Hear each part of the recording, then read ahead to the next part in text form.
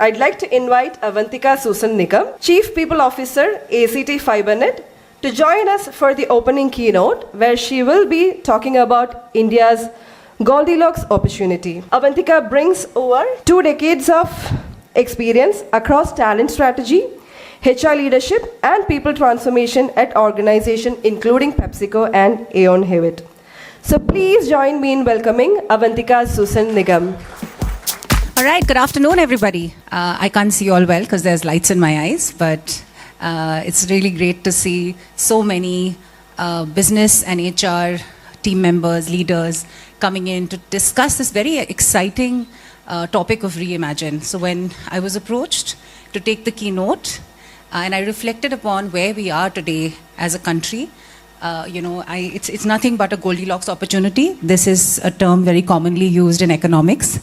But when I tested it on some folks around me, I realized a lot of people, especially in the younger generations, are not familiar with the term Goldilocks. So I'm going to very quickly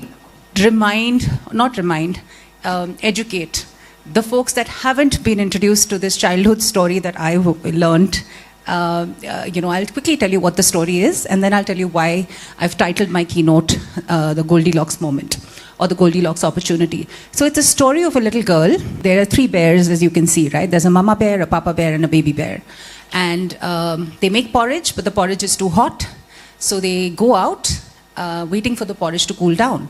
Meanwhile, there's a little kid who gets lost in the woods, and she enters the home of the little bears, or the bears. And she enters, and there are 3 bowls of porridge. She eats the first one, which is the papa bear's bowl. It's too hot.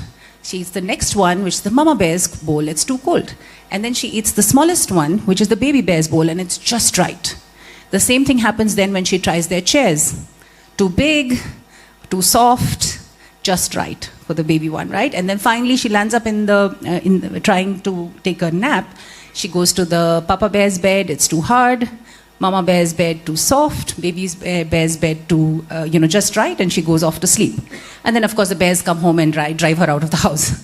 But the point of the story and this term, Goldilocks, is really not too hot, not too cold, just right, right? So why is this Goldilocks opportunity relevant to us?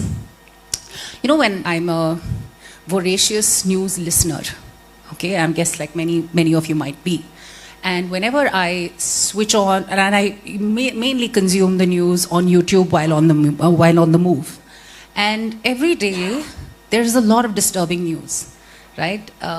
It's almost become something that we are used to, that there will be something done by some political leader or leaders that will cause chaos in the world today. There will be something to do with some war. In fact, wars have become so common now. It's just become the new norm. Nobody really blinks an eyelid anymore when one country goes and launches missiles against another or something. It's just become very, very normal. We've just become used to geopolitical tensions.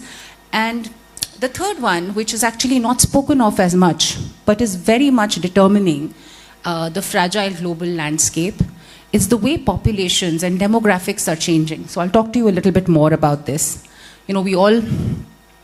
If you look at it on the face of it, the global economy is okay. It's been growing at 3.5% for a long time. It's continuing to grow at 3.5%. But when you get into the nuances, there's a lot of chaos in different countries, in the developed economies. Actually, the slowdown is dramatic. The stresses on economies are very, very high. In developing economies, tariffs have created a lot of chaos now. And various other challenges as well. And the world is sort of figuring its way off around all the US tariffs that have hit them, and so is India, right? I mean, even right now, though there's clarity on US tariffs to some extent, every day we get new information about how that's going to play out further. I spoke a little bit about wars and truces, and it's really confusing. One day one country is going to attack another, next day you don't know whether it's going to happen, next day again it comes back to that same state. There's been a war going on in Europe for the last 4 years. It's actually, no one talks about it anymore. It's the same state in the Middle East. No one really talks about it anymore, but the human cost is real. And the demographic divide, right? If you think about the world, Today you have aging workforces where the number of people that are older, that are dependent on pensions, are far higher than the people that are actually going to fund those pensions. The younger people who will come and work and their taxes will fund those pensions, right? And then you have these two, other large populous areas. Africa, very, very young, but very unstable politically, right? Lots of wars, lots of instability happening out there. So they have the potential, but not really the environment to harness that potential. Then you have China, which is actually shrinking now as a population, and they've been aging for a long time because of their one-child policy. In this context, you have India, who has 1.5 billion of the global 8+ billion people. We are a young population, an average age around 30, and we have the world's youngest workforce. Most of our population is under the age of 35, which makes it a beautiful place for harnessing any opportunity that might come going forward. So in all this fragile global context, India is becoming a force to reckon with. Now, when I did a little research to actually think about where India is today, when you think of it in the context of how long India has been independent, how much India was plundered before independence, right? And how we have grown during this time. There are some countries which probably have done better than us. But, if you look at us today, we are the fastest growing major economy in the world, the 4th largest by nominal GDP, the 3rd largest by purchasing power parity. We have an amazing demographic dividend that I spoke of. I actually didn't know this. We are the world's 3rd largest provider of solar and wind energy, which is a very interesting metric. We have the largest number of highways in kilometers in the whole world. We have technology and innovation leadership. We have the 3rd largest startup ecosystem. I'm guessing many of you all are working in that startup ecosystem. We have the UPI, which we take so much for granted. Today, nobody thinks about paying through a Google Pay or a Bheem Pay, etc. But you go abroad and you realize how inconvenient it is versus where, in our country, you can make any payment to anybody of any amount so easily, right? And our UPI platform is actually exported out now to 50 other countries for them to use. So we are really showing tremendous leadership on that front. And we are the 4th most powerful military in the world, which is again a silent power that we have been building over so many years and decades. So we are in the Goldilocks phase. It's not too hot, it's not too cold, it's just right? That's there from a demographic standpoint, from a digital public infrastructure standpoint. We're a very strong domestic economy. So we don't just produce for the world, that if some country puts tariffs on us, everything will come crashing down, right? We do have our own internal domestic consumption. Global supply chain shifts are helping us. In the past, countries would think of, okay, let me find the lowest cost supplier, and typically that would be China for many things. And now everyone is thinking of a China plus one strategy to say, if something happens with China, how do I insulate myself? We have rising talent quality. Very interesting metric that I read. Well, there is a study which is a skills report that is published every year. In 2014, we had only 35% employable talent. So people who completed their graduation and post-graduation, etc., only 35% were employable, right? I don't know whether you all have heard this term before, but if you looked at countries, developed countries looking to send work to India through an outsourcing model or a GCC model, etc., this used to be a big metric to say India has a lot of people, but they're really not employable, right? To find that employable talent, it was a much smaller pool. Today, that number from 35% in 2014 has become 56%. That's a huge leap in a very short period of time. So there is a huge amount of change happening in our schooling system, in our universities, to create talent which is far more ready for the workforce than it used to be in the past. And then there's a lot of AI-driven leverage There is, in the same skills report, there was a metric which I found again very intriguing. 90% of Indian workers use AI in some way or the other, which will be higher than any other workforce in the world. Because we are a very young workforce, and most of them are digital natives, and therefore they don't really balk at the idea of using AI for everything to make themselves more efficient. Few countries have all 6 things working for them at the same time. So the Goldilocks phase gives us scale. We have so much of scale, so much population, etc. And stability, because we have a stable economic, political, geopolitical approach. And AI gives us leverage. Together they give us a once-in-a-generation opportunity to reset our global position. Now this is a huge opportunity, but the headlines cause a lot of concerns. When we go through the same news flows that I'm addicted to, what you hear about is this company is laying off 16,000 people, that company is laying off 20,000 people, etc., right? And it makes you, it unnerves anybody who would read about it. So most of us don't have warm and fuzzy ideas about AI, right? It's talked about much more in the context of doom and gloom as opposed to opportunity. I picked this up, so there's a CNBC logo there because it is from CNBC. This is from something that they did about 6 months ago. It's talking about job losses in at least the thousands, if not the millions, right? So different reports that are talking about how AI is going to take away jobs, right? Different global leaders have been talking about it too. Okay, the clicker is not listening to me now. Okay. So the CEO of Amazon, very openly saying that we're going to need fewer people, we're going to become more efficient as a company, as AI will take away jobs that are being done by people.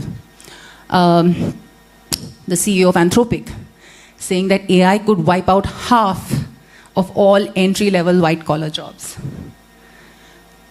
The CEO of InMobi saying, upgrade yourself, don't ask me to upgrade you. But I love this one, okay? This is Hansen Huang, the CEO of NVIDIA, and he's saying, you're not going to lose your job to AI, but you're going to lose your job to someone who uses AI. And I think that's really where the opportunity is. And I saw the lineup of speakers and the topics we have ahead. So I'm sure that there's going to be interesting perspectives on that coming up later as well. Switching gears a little bit, right? I joined the workforce about 20 years ago. And at the time, India was this low-cost provider of everything. So if you took an India service, you would get a great cost arbitrage. If you did it out of the US or you did it out of Europe, it would be so much more expensive. There was a lot of value for experience. So when you were a fresher, you had very limited value on the table, right? You would get 5 years experience, 10 years experience, it would be a big, a big thing. Large companies used to pretty much rule the roost. So a small company really didn't have that much. I mean, nobody really expected some unknown name to suddenly become big or anything like that because they didn't have the leverage. Scale, used to determine how much you could influence outcomes.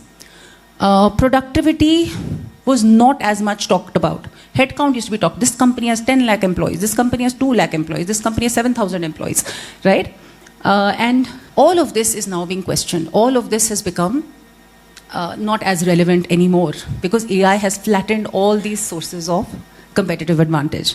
So today, this is creating a big question mark for a lot of economies, but it's creating a white space for India. And why is that? How can India leverage this AI ecosystem?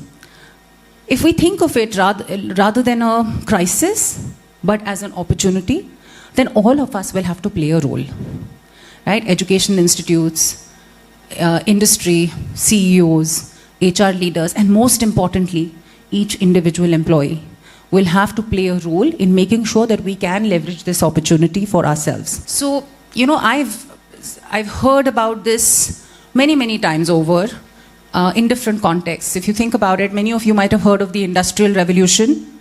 The first industrial revolution, the second industrial revolution, the third industrial, now we're in the fourth, right? And the fourth one is really being, dramatically influenced by AI. And so the world has gone through this before. This is not disruption that is unfamiliar to the world. People have changed themselves, educational institutions have, evolved, etc. But the pace required now is far, far higher.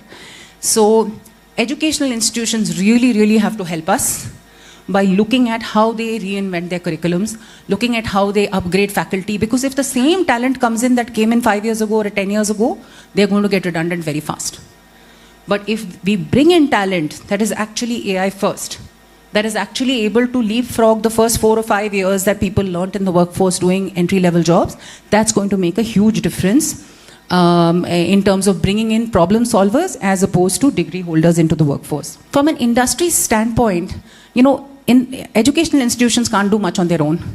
We have to signal to them, what do we need? What do we want from them? Ask the right questions. This year, actually, I'm getting a lot of calls from educational institutions saying that placements are way lower than they were the last year, right? And it's happening at very, very premier institutes as well, not just at, the more normal institutes that you have. Now, that is something that we will have to help educational institutions as well make their curriculum more relevant for us. Right? I think more than that, so this is one part of it, we need to be more efficient. The cost of our goods and services is always going to be uncompetitive or questioned if we are not able to leverage technology and more specifically AI, into our operations. And we need to, as industry, start investing in the right partnerships. I work for Act FiberNet. I hope some of you are our customers. And we introduced AI routers about a year plus ago, right? It is an industry first move. We have partnered with a small firm that actually puts in AI into the routers so that if you have 16 devices running, it will prioritize which device should get how much bandwidth so that you can, smoothly run your operations, because typically you have multiple devices running, right? So we have to start, and for that we have invested in a startup and we are actually helping them grow. Similarly, in so many other things, I won't get into the details, but I think all of us have a responsibility here. What can HR do? So, there used to be a time when we used to classify our talent or roles into build, borrow, buy. Which skill will I build? Which skill will I borrow? Whom will I get as management trainees, and whom will I take from a consulting firm or something like that? And whom will I actually buy, get lateral hires? Today we need to think about which roles can be automated, right? Which roles need to be augmented? Which roles need to be accelerated, and which roles we need to create to secure the future of our company? So it's a very different lens for us to think. We need to build AI fluency. It's easy to say, like for example myself, right? I have never participated in a hackathon. I'm terrified of the word because I don't know what it is, right? But I know I need to get over this fear because it's, I'm sure once I try it, it'll probably be better. But right now, it is a fear of mine. And I think different people at different levels of experience will have different fears, and HR can play a role in actually helping our talent be more relevant as opposed to become irrelevant. So I think it's a very, very big responsibility. Performance and rewards will have to, encourage people to do the same, and also moving talent so that they're able to get these skills. And finally, and this is my favorite slide, right? What can employees do to shift from a job security to a skill security mindset? And here, if we start embracing AI as a co-pilot, right? How can I do my job better, more productively, rather than go back to the same? I'm sure all of you looking at my slides know I haven't made a single one of them. All the formatting is done by Gemini, right? I didn't spend any time on that. I spent time on the content, but the time, all the design and all is, credit to Gemini. Similarly, I think many of us are now using some form of AI to minute our meetings, some form of AI to track, progress on various projects, etc. I think that's the spirit in which we should take it.